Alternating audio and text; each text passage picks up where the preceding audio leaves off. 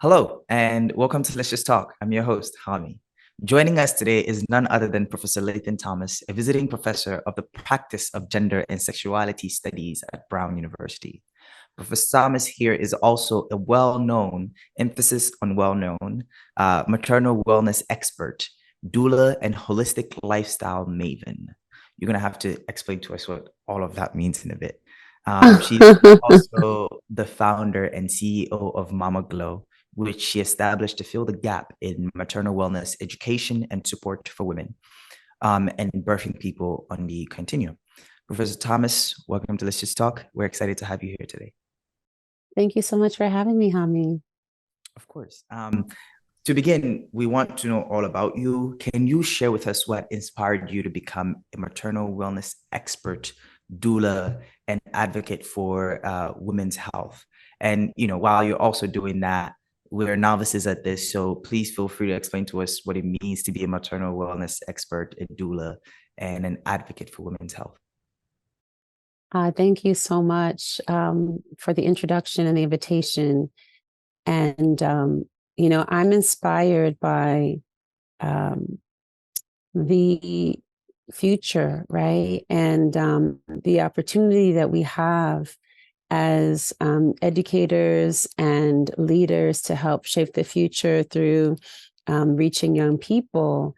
And it is through my professorship, the appointment at Brown, that I've had the opportunity to work with young people who are interested in shaping this future that at your age, if I go back 20 years, I was in my early 20s and I was actually coming out of college.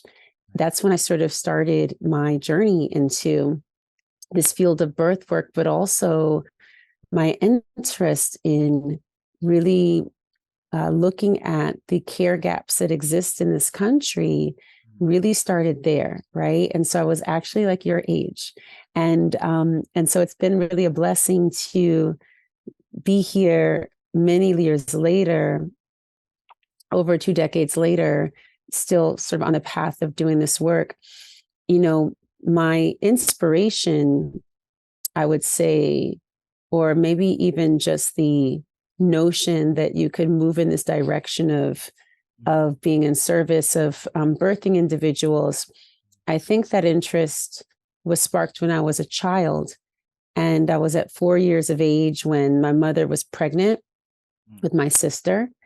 At the same time, my great aunt was pregnant and my aunt was pregnant. And so there were 3 women who were all pregnant at the same time, these powerful Black women. And I watched them like grow and expand in their bodies and their consciousness around the process. And then I was also able to see, like the life cycle unfold, right? And, through that, my mother gave me a bunch of educational resources. So I had the Gray's Anatomy coloring book, which taught me about the pelvic anatomy. I had a show on PBS called My Mom's Having a Baby that I watched. And there was there was like a lot of tools that I had that could help me orient around this new process of becoming a big sister and what was going to happen for my mom. And so it was through that lens, right, of education. My mother would always say that, like, I was so obsessed with the anatomy that I would say to people, they'd say, "Oh, your mother has a baby in her tummy." And I'd say, "No, she has a baby in her uterus and it's going to come out of her vagina."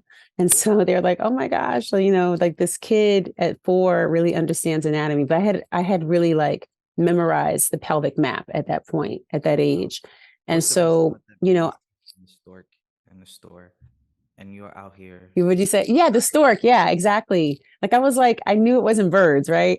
But I knew I knew how the body worked, and I learned that at an early age, which is so important because so many of us don't get this education. And a lot of what I teach in the doula training program and what I've also been able to share with the students at Brown is the understanding of like the magical and mystical nature of the body, but also the deep wisdom that we actually lose out on because there's a lot of knowledge transfer that does not take place culturally. Right. And so when we get to, high school and college, we're sort of getting to know our bodies in ways where we're still also foreign.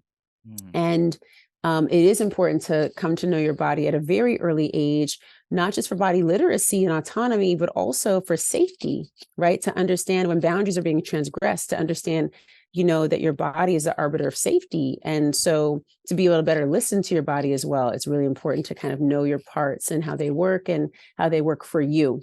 And so that, I think, was a really important map early on. Mm. And I think that sort of laid the foundation. Right. Once I became pregnant with my son, I think that also contributed, right, to my desire to continue to support birthing people. Mm. And shortly after he was born, Mm. I took this path, right, to start a business in this area, to develop a curriculum, and then to really like set out to teach other individuals to be in service of birthing people. Right. And so you started touching on your personal journey a lot.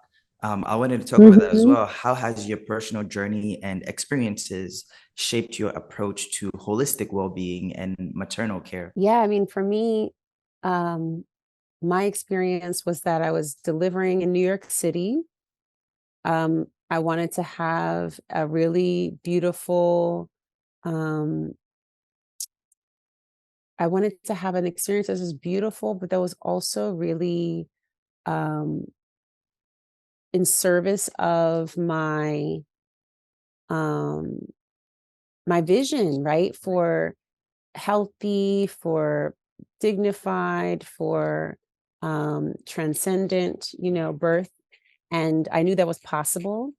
My background was like plant systems and environmental sciences and stuff. And so I was able to understand my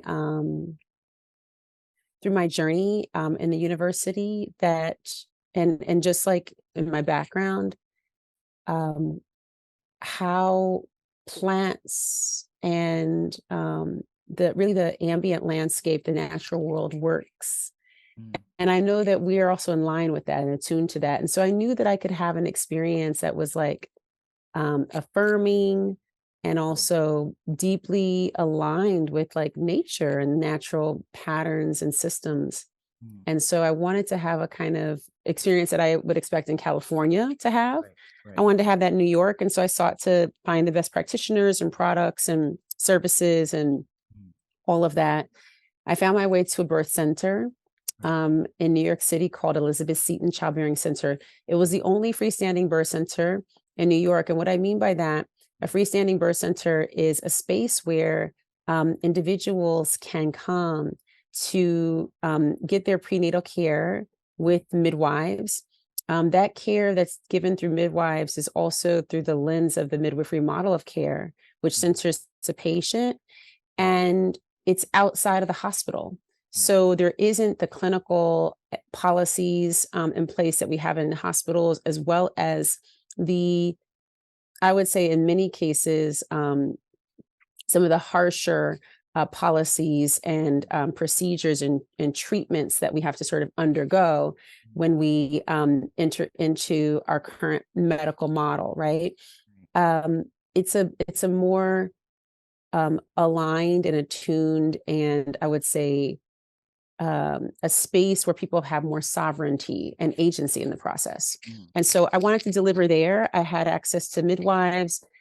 You met all the midwives who were on staff, and then depending on the day that you went into labor is who would deliver you. Right. And so I was thankfully able to deliver with the midwife that I loved, and I was able to serve at some births with her later in life as well, which was wonderful. But in a doula capacity.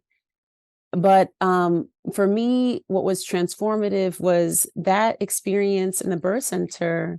You know, I had a visitation from my ancestors inside the birth of my son.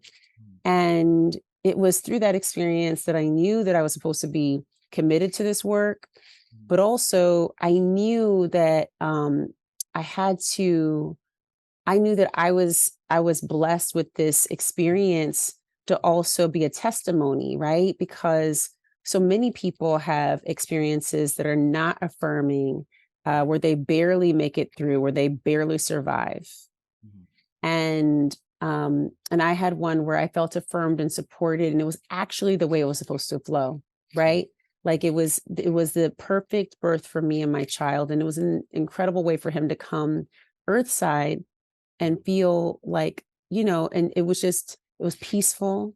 He wasn't crying, he was just calm, and I was like, wow, because everything else in the world, everything that we see on television, everything that's perpetuated through media, signals that birth is dangerous, that it's an accident waiting to happen, that the body is this, precarious space, and we have to save the baby from the body because the body, is, likely to fail. And this is a lens through which we are seen, our bodies are seen, within the medical landscape.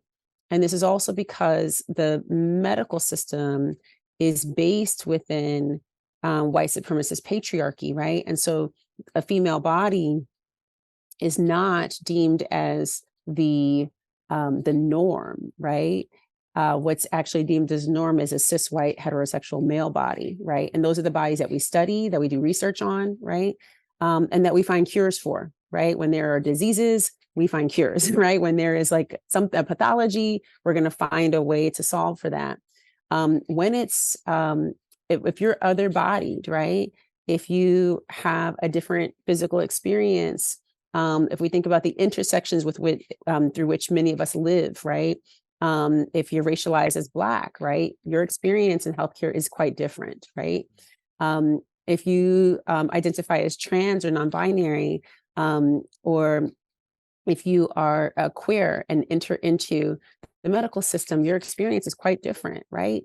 And so looking at the different configurations that we all show up through, and the lenses through which we all experience our lives, healthcare can be quite precarious, right, in the United States. And so my vision and really my commitment inside of this landscape is to not only help to transform through the teachings, but also to prepare people who are going to be on their path to medical school, who are going to be within hospital systems, to help change that culture from inside, right? Because we know people are going to continue to go to hospitals. We know that people are going to continue to deliver with doctors. We need more of us who have expanded mindsets, right? Who are in those spaces. But we also need to think through how we divest in systems that aren't supporting us and actually build something new. Right. So what does it look like to have care providers doing something new? Right. And so you touched a little bit on how different individuals experience the healthcare system, and you touched on you slightly touched on the experience of Black women. So I want to transition to Black maternal health and reproductive justice. The issue Yes. of Black maternal health disparities remain alarmingly prominent, as tragically exemplified by the untimely passing of Tori Bowie, a world champion and 3 times Olympic medalist. She passed away from birthing complications, more specifically respiratory distress and eclampsia. Am I pronouncing that right? Eclampsia. Yeah. And this once again serves as a stark reminder of the ongoing disparities faced by Black birthing individuals. In the US, Black birthing people are 3 times more likely to die as a result of birth complications than their counterparts. And in light of this urgent concern, what essential strategies or actions do you propose to effectively address these deeply entrenched disparities and ultimately enhance the well-being of Black birthing individuals? Yeah, I mean, I think there's like a multi-pronged approach that we have to take to address healthcare, to address the birth disparities, to address systemic racism. I think for folks first to understand the historic underpinnings, right, of the problem is important. So in 1619, we're in 2023 now, right? And so we commemorated in 2019 the 400-year anniversary of our African ancestors being forcibly brought to these shores through kidnapping and trafficking for the purposes of developing a new economy, and an economy that would be dependent upon forced labor through violence, and that was state sanctioned, right, as well as institutionalized, right. And so the chattel slavery was the first time in history in the United States, and really in all of the Americas, we see for the first time slavery that was not, through capture of your enemies or, things of that nature, but actually slavery that you'll be born into and die, right? And so this was a very unique form of an institutionalized slavery that in the first of its kind, that was racialized, right? So if you think about also some of the advents during that time, one of the things that happened was there was a movement to actually criminalize the trafficking, right? So there was a point through which people were actually stealing bodies and trafficking them in undercover into the United States. Because you could no longer traffic people, how do we continue this movement, this practice, this capitalist framework? How does it continue? Well, it continues through breeding, right?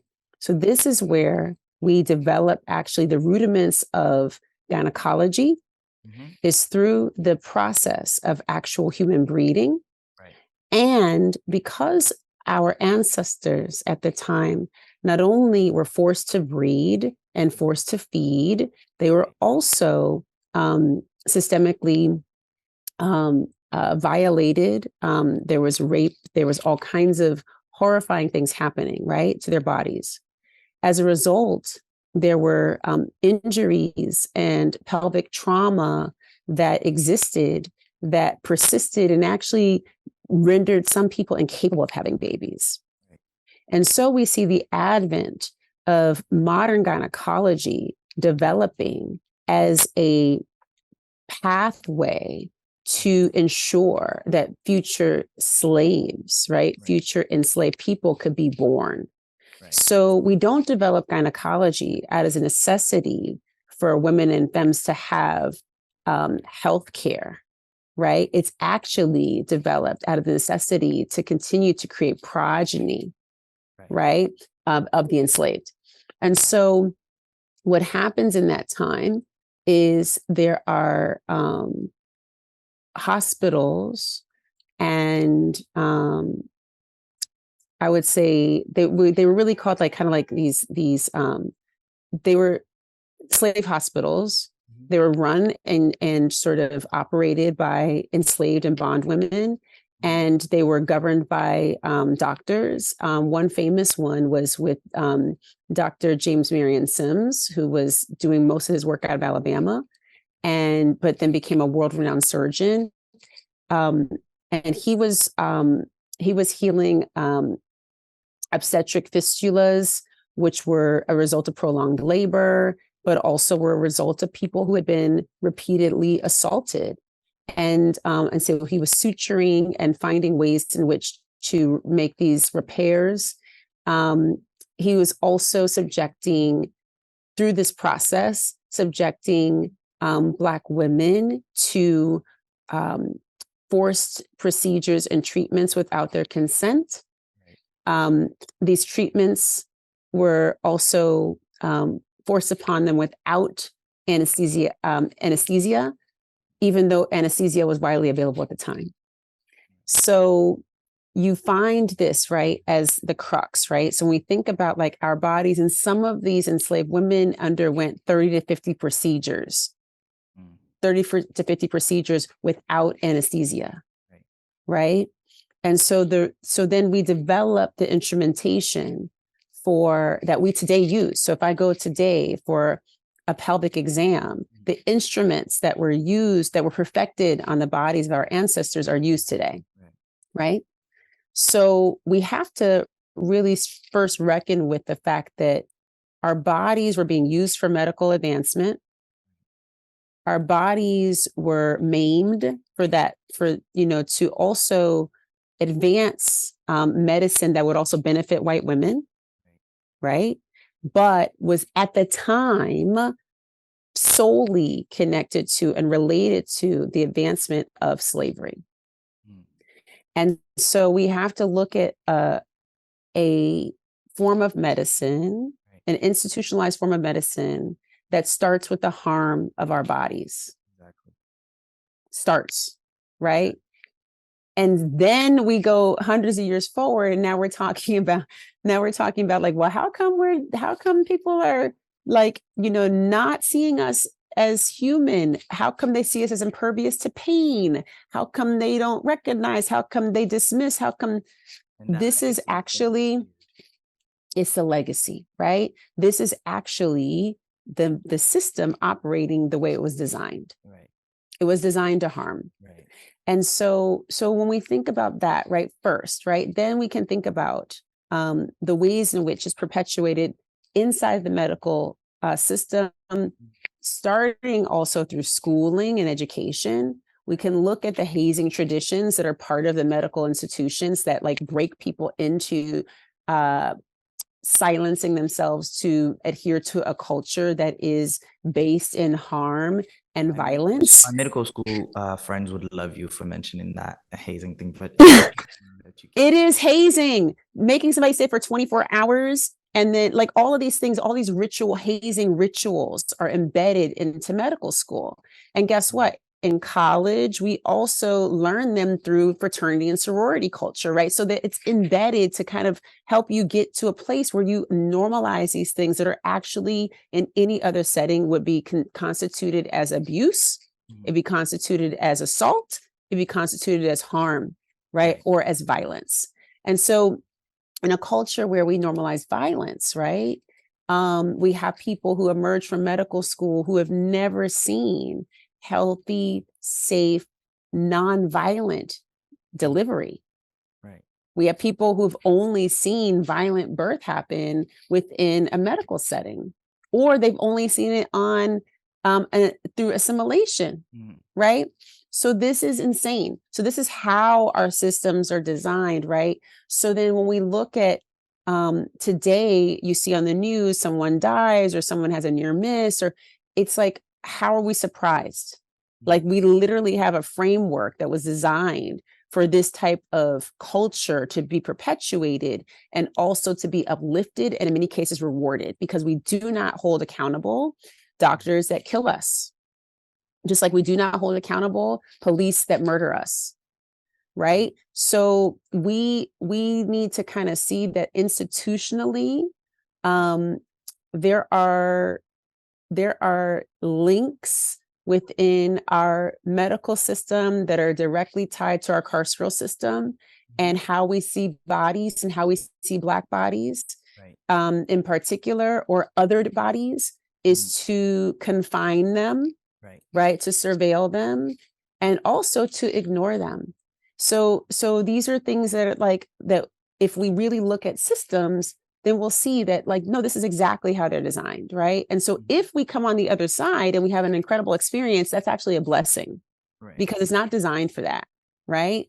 And so what I am most concerned with, we talk about like Tori Bowie, we talk about, which is a high profile death, right? When we talk about like these people that we don't hear. There's so many that we don't hear about, right? So many we don't hear about. I'm concerned with a conversation that looks to the Black person as fault, as a person who has faults in a system that fails us, right? That somehow she would be at fault, right? That she should have done this or could have done that, but nobody ever says, like, what were the conditions and what were the responsibilities of all persons involved that could have led to a different outcome, right? Because we don't do this when we're talking about white folks. We just don't. Well, how come they didn't do this? We're always to blame for our victimhood. Mm. We're always to blame and we can't even be a victim because we actually don't have the privilege of being a victim. We have to defend, even in our death, the fact that we were human and the fact that we were failed. And so we have a beautiful article that Bintu Diarra wrote on the Tori Bowie loss. We love Bintu, who is currently in medical school at Brown, which we so proud of her. She wrote a beautiful article about this, about this kind of like villainizing Black women around these experiences that we uniquely suffer from as a community, right? And not having the support that we need. And so, yeah, I think that, I'm really moved by all of the excitement around this moment and the courage to, like, even someone like you, like, having this lens on reproductive justice and wanting to advance conversation. It is so important because people are learning about this wherever they can, right? And while there's a lot of conversation in the forefront, there isn't a lot of conversation around solution, right, and around like what we can do and how we can advance as a community. There's a lot of, I think, conversation about what is happening from the lens of the violence and also it feels like it can be incapacitating for many people, right? It feels like it's so hard. Like, how can I get over this? Nothing you can do about it. And yes, one thing I love so far, I just want to acknowledge what you've been telling us is that it will take an entire reinvigoration of the systems and institutions in place that have historically existed to perform in specific ways. Unless we do that, there is not much solutions that's going to come out of this because systems are designed to operate in a certain way. You drive a Tesla in the US, it's going to drive the same way in Europe, it's going to drive the same way in Asia.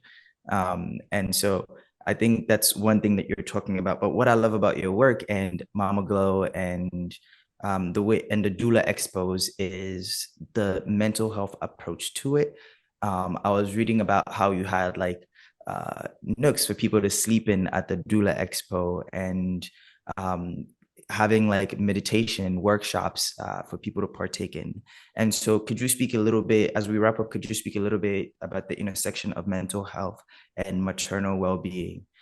Because a lot of these experiences that Black birthing individuals go through are traumatizing.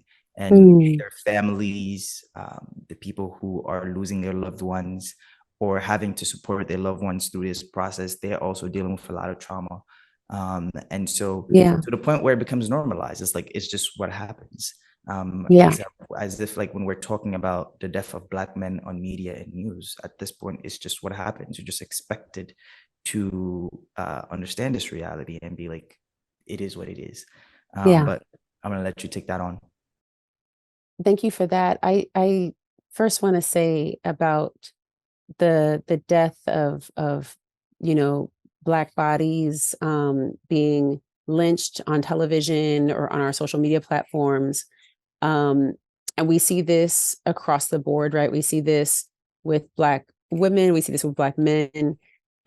We also see this within where people do film inside of the medical spaces, which, by the way, you're not allowed to film, right? So and this is why we don't have as many stories and images or video capture about experiences of harm inside of medical institutions, just like we don't have them inside of our prison systems, right? We don't have video capturing a lot of the harms. I would say this, though, that while we can find a plethora of videos and photos and constantly pervasive, like spectacle lynching that is in our purview, right? You have to like dodge it almost because it's there. We would never see and we would never subject white people to pain at that level. Right. We would never, ever have white bodies strewn all over the media that were maimed, that were shot at, that were full of bullets, we would never do that, right? And yet we are supposed to somehow internalize through watching these videos that it's just another day. Right. No, we are deeply moved and we are deeply wounded, and it is traumatizing to see, but it also moves us into a state of nihilism, right? And it also moves people into a state where they kind of like, oh yeah, they numb themselves to the violence. No, we cannot normalize or get comfortable with violence, state sanctioned. We cannot get used to these images. And so I just want to start with that and also remind us that we do not have to internalize this media. We do not have to watch. One of the things that I do to protect myself, because every time there is something that happens horrifying in the birth space, people send me, and my phone, I'll be like, oh, okay, something happened, right? I have to find out on my own time. And I also have to process and say something in my own time. When I'm ready. The expectation that the people who are part of communities that experience harm directly and indirectly would have words and comfort to give to others so that they could process the harm, especially those who aren't even in their communities, right? Is horrifying that we do this, that we expect Black people and people of color who are oppressed and who experience direct harm to also coddle and support and make comfortable people who are from the dominant class that actually perpetuates the harm, right? We are expected to hold people in their discomfort in the thing that happened, right, that impacts us, right? So I want to start with that because this directly correlates with how and why we are exhausted and need spaces for rest and respite and reclamation and dreaming and mental health. Because the things that we encounter on a daily basis that are not even things that we want to encounter, by the way, like I might just be scrolling and I just find something, right? These things also chip away at you. And the things you experience when you walk outside, and the thing, right? And the microaggressions and the macro, all of it, right? So the spaces we create for rest, right? For doulas and families are critical because so much of what I do, even inside of the doula training, even at Brown, I have sound baths for the students and stuff so that they can rest and like recalibrate their nervous systems. I teach people about the limbic system, our emotional motor system, and how the things that we encounter on a daily basis actually does impact the soma. And so how do we engage in practices that are mindfulness oriented and contemplative practices that do ground us and protect us and affirm us in a time like this? It's important to understand that like all these practices, right, that are ancient, that our ancestors carried with them, that we like really need to find our way back to. Number one, they're free, right? Number two, they're being studied now, right? And what's interesting is people are packaging up our practices and then rebranding them, sanitizing them, and then putting them back out into the world and selling them to us. And we don't even recognize them. That it comes from us. Right? So very important to remember that the humming, that the stomping, that the dancing, that the twerking, that the singing, that the talking loud and the laughter and the clapping and the good food and the song and the jokes and the, all the things that we do, those are ways that we also like like help process the brunt of systemic racism and oppression and get it out of our bodies, right? So we already have practices that were passed down to us that help us with that. Right. Rest is one of them. Rest also is one that we are in conflict with because we live inside of capitalism and because we believe that we are only productive if we're doing something. Right. And because our bodies have been equated over so many years with productivity, like our literal bodies were vessels of productivity. Right. And we did not have sovereignty over our bodies, right?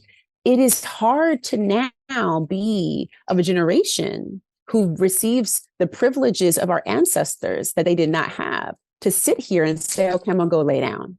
It's hard for us to actually do that when it wasn't available. You don't even have to go right? that far. Like our parents themselves will tell you. Do you know? They don't go lay down.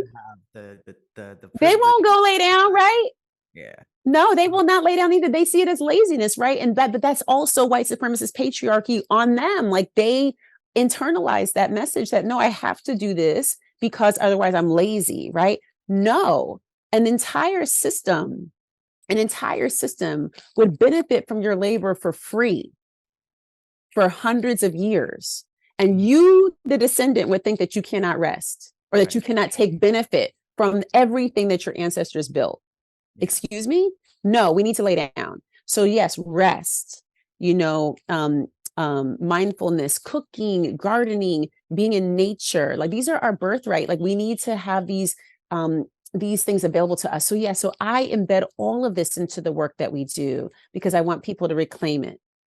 And then growing up I want to move on to to our closing question, but to your point, there's a saying in the hood, sleep is for the rich, or I'll rest when I'm dead. Right. No. Those two are so big. But anyways, we're nearing the end of our time, but I wanted to ask this because it's important to me. I have a sister who is considering nursing school and also considering being a doula.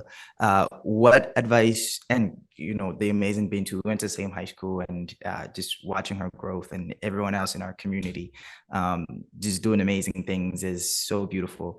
But I wanted to get your take. I wanted to hear if you have any advice for aspiring maternal wellness and advocates in the age of the post Roe and Dobbs world that we live in. 1 minute is not nearly enough, so feel free to take two.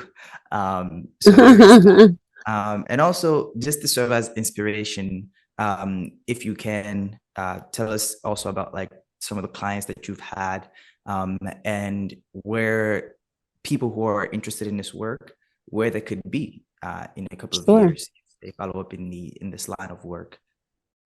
Yeah. My advice, I just feel like I don't know if I'm qualified to give advice, but I would definitely say this, that if you feel called, right? If you feel something on your heart that's telling you to move in this direction, to do this work, you are needed. And that calling is because the spirit wants you to be in this work because you are needed. We literally need more people, more bodies, more consciousness, more leaders, right? And we need a generation of people to come up and do this work, right? So I would say find a doula training program. Obviously, I'm going to tell you about MamaGlow because what we do is incredible, and we have an incredible community of global community of doulas on every continent except for Antarctica, but we have them everywhere, right? And we have doulas all over the country, and we have a vibrant community. So I would say come to us. We have digital online training programs as well as programs in person. But the other thing I would say is that in the post-Roe, post-Dobbs world, we really need people who are also here to find themselves inside the care gaps where we ensure people don't fall through. And so we need people who can also provide abortion doula support. We need people who can provide logistical support for folks who are terminating pregnancies and experiencing loss. And, abortion is also a birth, right? And so on the other side of that, like, what does care look like? What does mental health support look like? What does recovery support look like? What is, like, someone's life arc look like after an abortion? They need the support. And so we need people to show up who can help with that as well, right? And that is something that also you can learn within doula training.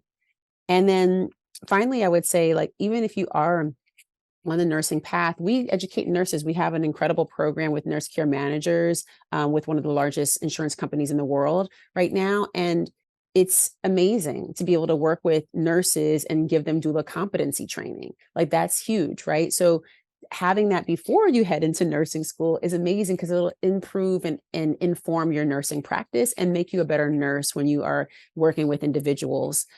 So that's what I would say.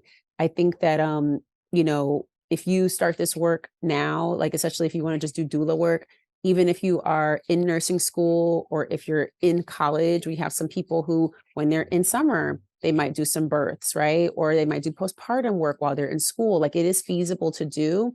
For me, I did the work for many years as a solopreneur doula, and then had a partner and we worked together. And then I launched the training program because I knew that there needed to be more people than me.